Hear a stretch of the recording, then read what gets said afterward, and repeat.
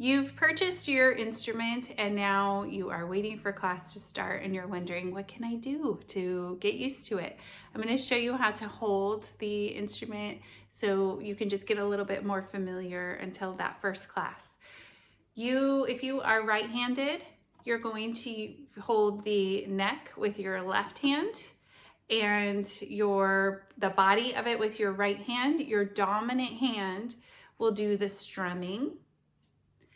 If you are left-handed, your right hand is on the neck and your left hand will do the strumming. When you strum, we don't even have to look at chords right now. Just get comfortable moving your fingers over those strings. To strum, you get to decide which fingers feel the most comfortable for you. Generally, people don't use a pick for a ukulele. You're welcome to try one if you'd like. I find it a bit cumbersome. I don't want to have to keep track of a pick, but I always have my fingers, especially when you're a teacher, always putting stuff down, forgetting where it was.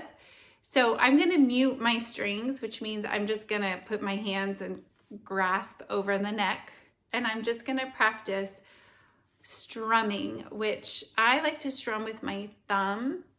And you'll see I'm just using the edge of my thumb. You could use your pointer finger and right inside here, this soft skin part and just the edge of your fingernail could go down. I'm gonna unmute my strings now.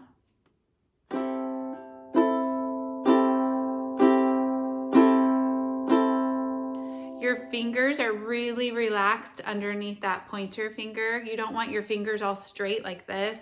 It makes it hard to keep that pointer finger really soft. It's a gentle motion, starting from the 4th string at the ceiling and just hitting each string as you go down.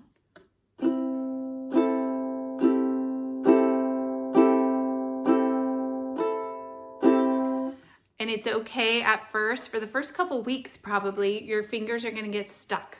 I am right-handed. If I try to strum left-handed, it's probably gonna sound similar to a new player.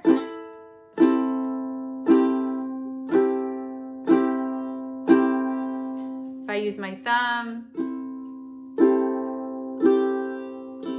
you can hear I'm kind of catching on some strings.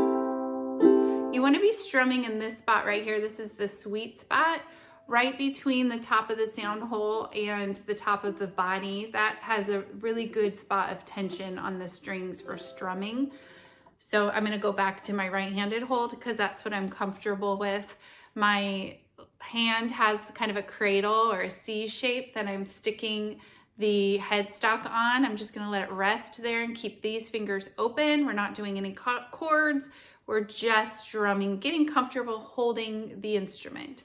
So again, I use my thumb, but you can use whatever you're comfortable with. When I use my thumb, I'm kind of using this soft padded part. And go slow when you're strumming, when you're starting out. Do one at a time. 4, 3, 2, 1. And I'm actually touching the neck of my instrument when I'm strumming.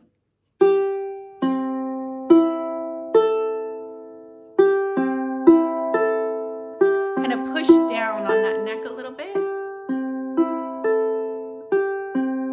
And then just go a little bit faster.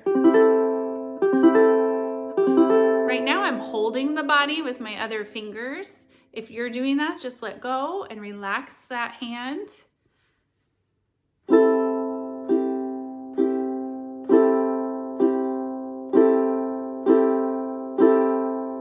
try it with me, just getting really comfortable, walking around your house doing this. Eventually, those fingers won't stick so much. You'll be a lot more comfortable. Try different ways. Try your thumb, try your pointer. You can also try your 4 fingers and you just kind of do an angle. Like your pinky goes first a little bit. It's not directly perpendicular when you're hitting. It's more of like a wave. You wave your fingers through like that.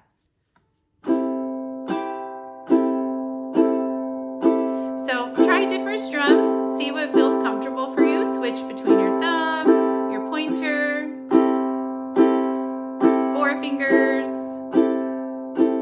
Get really familiar with your instrument. Try it out a bunch of different ways with the strumming. Don't even worry about this hand right now.